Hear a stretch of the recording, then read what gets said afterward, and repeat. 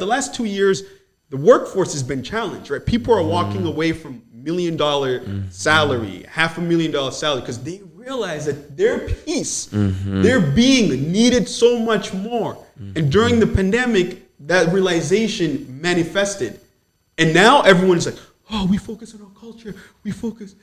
But they're still, if they don't handle the being, regardless of what they do with the doing, they're never going to get to the heart of their employees. Can we all really stop for a minute and think like, how often do I feel carefree?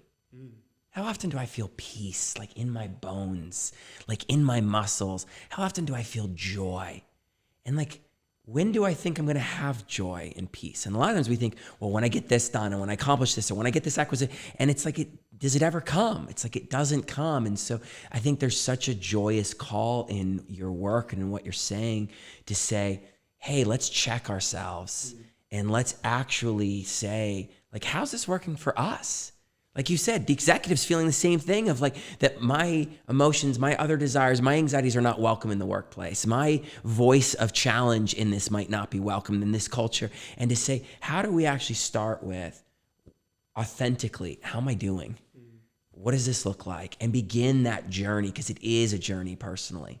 And then I think in the workplace, I mean, you referred to it with, I mean, I just want to second what you said of, you know, when you handled their response of, hey, how come you allowed this? You know, I think you were teaching them guardrails, because there are things that aren't allowed. And there are things where it's like, look, we're not therapists, and we're not the people to talk to about certain things, but that we can be safe and empathetic and feel them, and then skill up of like, hey, can we lower our corporate defenses and be human? And some of that requires like wiggle your toes, get into your body, feel what you're feeling, and say, wait a second, I'm getting tense. Okay, that awareness, that's partly why meditation's so great, right? Is it starts to train you how to be aware of what you're feeling and what to do with it. But to say, okay, how do I just be there for you right now and let you vent and hear you and be empathetic? And how do I make you feel that empathy? That's a skill.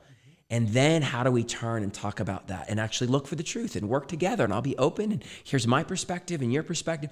Those are skills. And so I think teaching the guardrails and teaching the skills is how we then bring that change into the workforce.